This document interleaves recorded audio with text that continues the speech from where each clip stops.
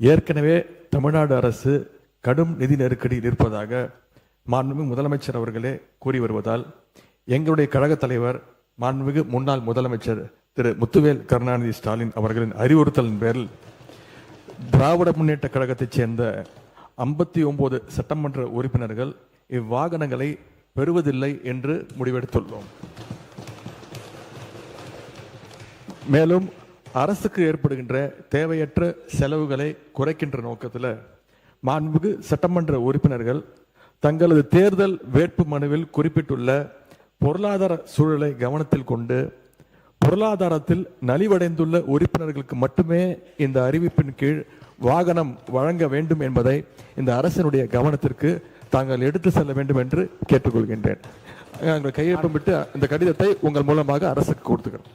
மாண்புமிகு நீர்வள மாண்புமிகு பொதுப்பணித்துறை அமைச்சர் அவர்கள். பேரவைத் தலைவர் அவர்களே, எங்களுடைய அரசினுடைய முதலமைச்சருடைய நோக்கம் புதிதாக தேர்ந்தெடுக்கக்கூடிய மக்கள் மட்டுமல்ல, இதே சட்டமன்றத்தில் ஏழ்மையா இருக்கக்கூடிய சட்டமன்ற உறுப்பினர்களும் இருக்கிறாங்க. அதுல முக்கியமாக விடுதலை சிறுத்தைகள் கட்சியுடைய சட்டமன்ற உறுப்பினர் அங்கிருந்து வரும்போது பஸ்ல தான் வந்துட்டு போறாரு. என்ன பிரச்சனை? பேசாதீங்க, யாரும் பேசாதீங்க. திமுக காலையில இருந்து என்ன பிரச்சனை தெரியலையே. பேசுங்க, நீங்க பேசுங்க. எதிர்கட்சி தலைவர் ஒருவர் பதில பதிவு பண்ணா நாங்க அது பதிவு பண்றோம். பண்ணுங்க. அப்ப விசிகேல இருந்து ரொம்ப ஏழ்மையா இருக்கக்கூடிய ஒரு உறுப்பினர் கேட்கிறாரு. அவருடைய குரல் யார் யாரெல்லாம் பஸ்ல வராங்க, யார் யாரெல்லாம் ட்ரெயின்ல வராங்க, அவருடைய குரலா இருந்துச்சு. அப்ப முதலமைச்சர் அனௌன்ஸ் பண்ணும் பொழுது பொதுவா அவையை பொறுத்த வரைக்கும் எல்லோரும் சமம்னு நினைக்கக்கூடிய ஒரு முதலமைச்சர், அதுதான் ஒரு புரோட்டோகால். அப்ப எங்க பொதுச்செயலாளர்கிட்ட கார் இருக்கு, என்கிட்ட கார் இருக்கு, இங்க இருக்கக்கூடிய எல்லாருக்கும் கார் இருக்கு. நாங்க போய் சட்டமன்ற உறுப்பினர் கார் வேணும்னு கேட்க போறது இல்ல. இது ஒரு அடிப்படையா இருக்கவங்களுக்கு புரிதல் இருக்கும். அரசியலா நினைச்சாதான் இது அரசியல். எங்க ஏழ்மையா இருக்காங்களோ அவங்க விண்ணப்பத்தை கொடுப்பாங்க. இது சட்டமன்ற உறுப்பினர்களுடைய ஒரு உரிமையா மாற்றப்பட்டு தமிழக வெற்றி கழகத்தில் யார் யாருக்கெல்லாம் கார் இருக்காங்களோ நாங்க யாருமே கார் கேட்க போறது இல்ல. இதுதான் எங்களோட நிலைப்பாடும். இதுதான் எங்களோட நிலைப்பாடும். எங்க கிட்ட 2-3 கார் இருக்கு, நாங்க போய் சட்டமன்ற உறுப்பினர் கார் கேட்க போறது இல்ல. நம்ம மன்னார்குடி எம்எல்ஏ சொன்னாரு, என்கிட்ட 4 கார் இருக்கு, ஆனா என்னுடைய தனிப்பட்ட கார்ல போகும்போது அரசு அதிகாரிகள் முன்பு அரசு கார்ல போனா நான் ஒரு மரியாதை இருக்கு.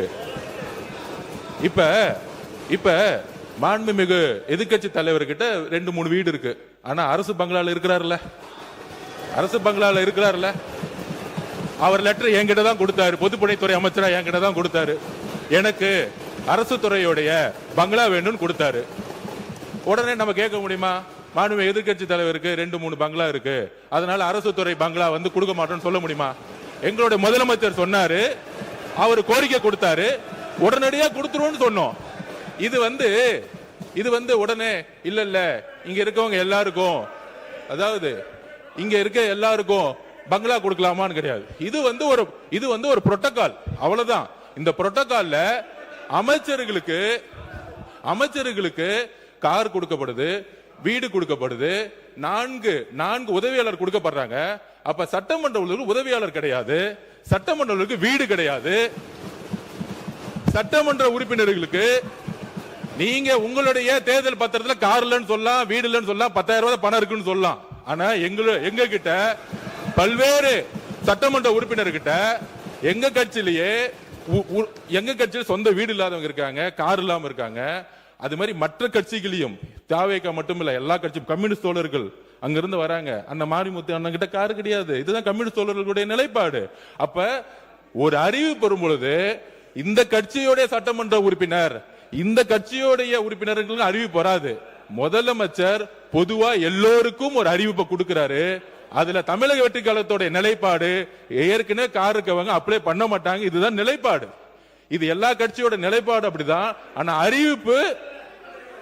அறிவிப்பு தனி செயலாளர் அறிவிப்பு, ஒரு சட்டமன்ற உறுப்பினர் 3 லட்சம் மக்களை போய் பார்க்க வேண்டிய நிர்பந்தம் இருக்கு, அவரோட தொகுதிக்கு போக வேண்டிய நிர்பந்தம் இருக்கு, ஊர்ல இருந்து வர வேண்டிய நிர்பந்தம் இருக்கு. அதனால இது ஒரு உரிமையா பண்ணிருக்கார தவிர இதுல ஆடம்பரம், காருங்கிறது ஆடம்பரம் கிடையாது, மக்களை சந்திக்கக்கூடிய ஒரு தேவை. ஊழல் இல்லாத சட்டமன்ற உறுப்பினர்களுக்கு கார் இன்னைக்கு தேவையான மக்களை பார்க்க போனோம். அதுதான் நாங்க பதிவு பண்றோம்.